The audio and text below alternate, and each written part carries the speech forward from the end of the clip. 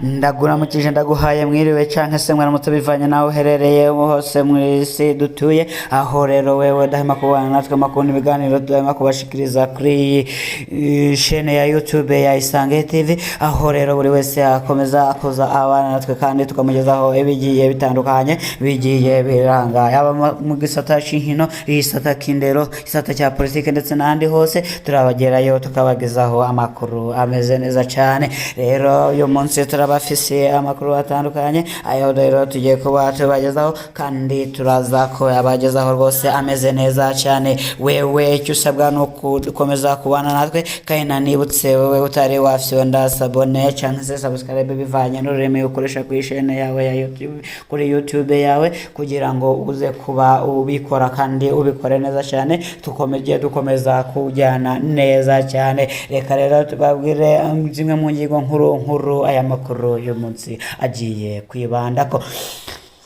Atagikozwe ibintu birashobora kuyangara kubera gihomoka kiri kuwinterekwa mu gisagara ca Bujumbura. Rero mu yandi makuru turaza kuba tubabarira ko mwigisha aserukira abandi yahagaritswe yagirizwa gufata ku nguvu umunyeshure w'imyaka 16 n'akamaramaza. Kumva umuyobozi nk'uyu akora amabi ameze gutya. Rero hanze y'u Burundi turababarira ko mu gihugu ca Kenya imyuzure ibandanya kwibonekeza muri kino gihe mu gisagara ca Nairobi. Rero izo nkuru tubabwiye ndetse n'ayandi yose tutababariye muri ncamake turaza kuba tuyabagezaho ku buryo bw'idonido muri aya makuru, kandi buri wese arasabwa kuba ahari ateze amatwi atana kimwe kimukika. Reka rero tudatevye tuba tubagezeho amakuru ku buryo bw'idonido.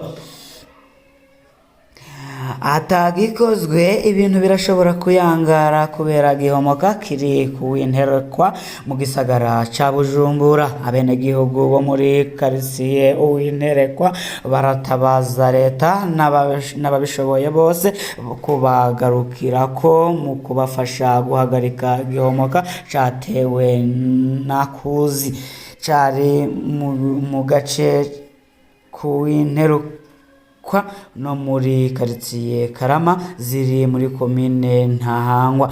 Ico gihomoka kikaba kigaramiye amazu yaho mbere ni barabara rikuru rihuza ayo makaritiye rikaba ryaramaze gucika nta ngendeshwa yaba amamoto canke imodoka bikihaca, n'abantu basigaranye akayira gato cane bacamwo bava canke baja mu gisagara baduga muri Karama canke mu Gishingano. Lieutenant Colonel Simon Ntahongendera ajejwe umugwi wo gusobanura aho ico gihomo kiri amenyesha ko hakenewe uburyo burenga imiliyoni 267 kugira hubakirwe ako kuzi, hongere hubakirwe ibarabara kugira risubire kurengana. Agasaba leta canke ubuha kubafasha bakabatera rero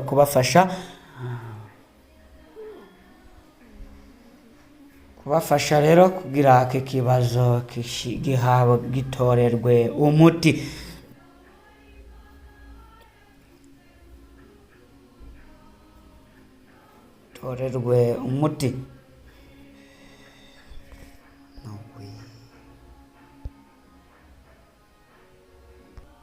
nakandi rero ngo burya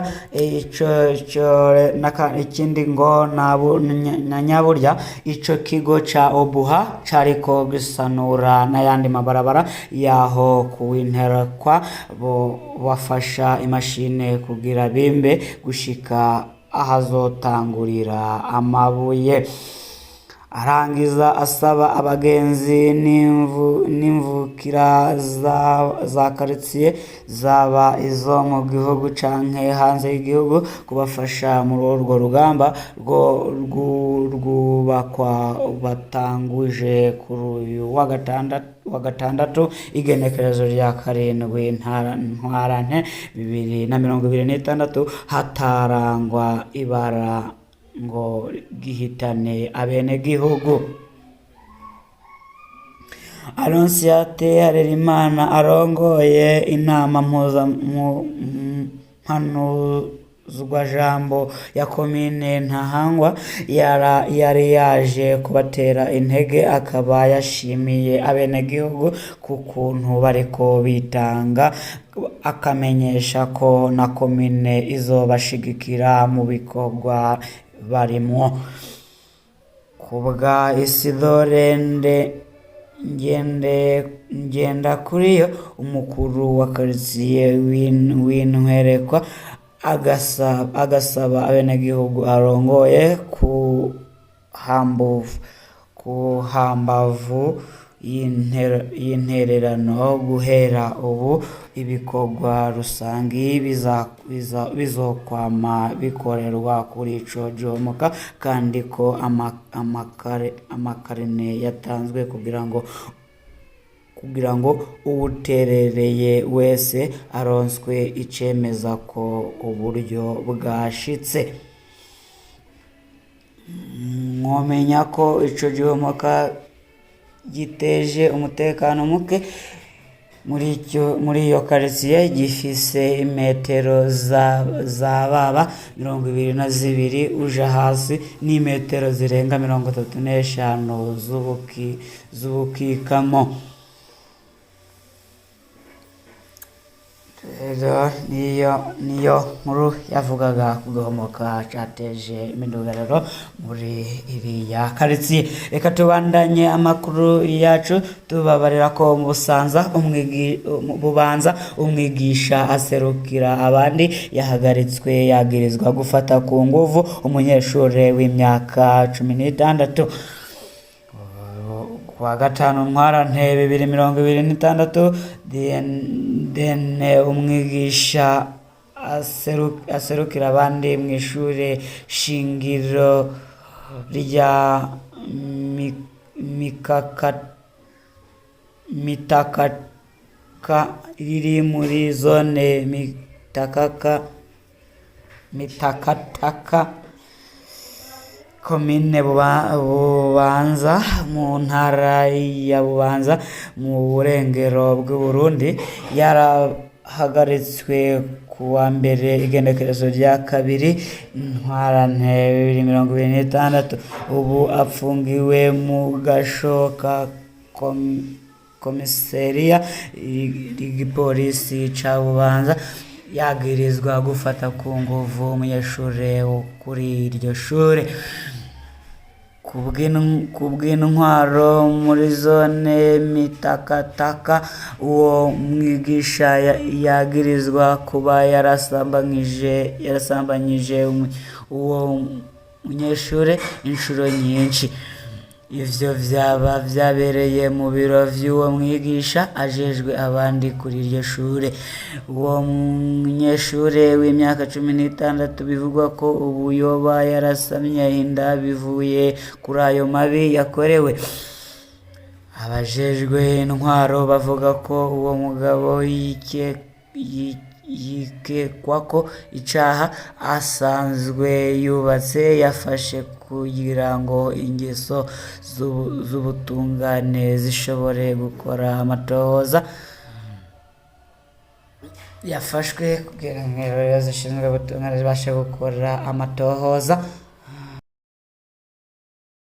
kuri ivyo yagirizwa bikomeye no gukingira uwo mwana w'umwigeme akiri muto.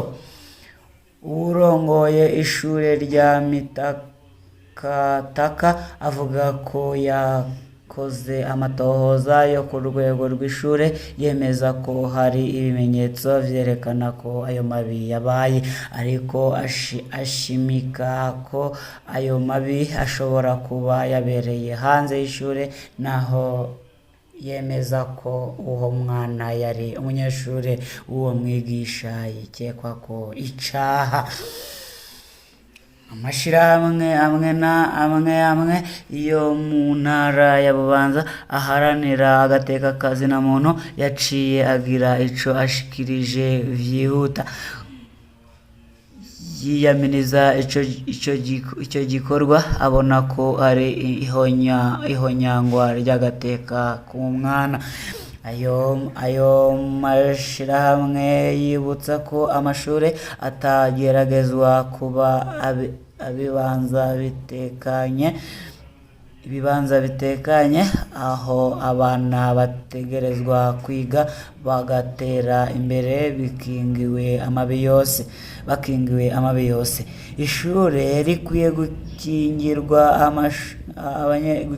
abanyeshuri, ariko aha umuntu akuze ajejwe kubitwararika yagirizwa kubafata ku nguvu inshuro nyinshi. Ibi nihonyangwa rikomeye ry'agateka k'umwana no kubura ubuntu buranga umwuga, niko bivugwa n'umwe mu baserukira rimwe mu mashirahamwe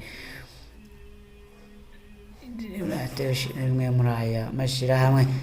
Ayo mashirahamwe asaba inzego z'ubutungane gushira mu ngiro amategeko ataguca ku ruhande kugira ngo uwozoboneka ko yagiriwe ico caha ahanwe hisunzwe amategeko mpanavyaha y'u Burundi. Aroniyamira kandi ihohoterwa rishingiye ku gitsina rikorerwa abana riguma rikorwa, agasaba ko hakomezwa ingingo zo gukingira abohohoterwe no kurwanya ingeso yo kudahana. Iki kibazo carateye amakenga menshi mu komine Bubanza, aho abavyeyi n'abanyeshure bagaragaza impungenge zabo kubijanye n'umutekano n'ikingirwa ry'abana mu mashure. Eka tubandanye amakuru yacu hanze y'u Burundi, aho tubabarira ko mu gihugu ca Kenya imyuzure ibandanya kwibonekeza muri kino gihe mu gisagara ca Nairobi. Amashusho n'amavideo ariko arakwira ku mbuga ngarukana bumenyi yerekana ingene imiryango myinshi irimo irarwana n'ingaruka z'iyo myuzure, ibintu vyerekana ko ico kibazo gikomeye kandi yuko hakenewe inyishu zihutirwa. Abarundi muri Kenya bariko rero nabo bari muri Kenya bariko batubarira uko bigiye bimeze.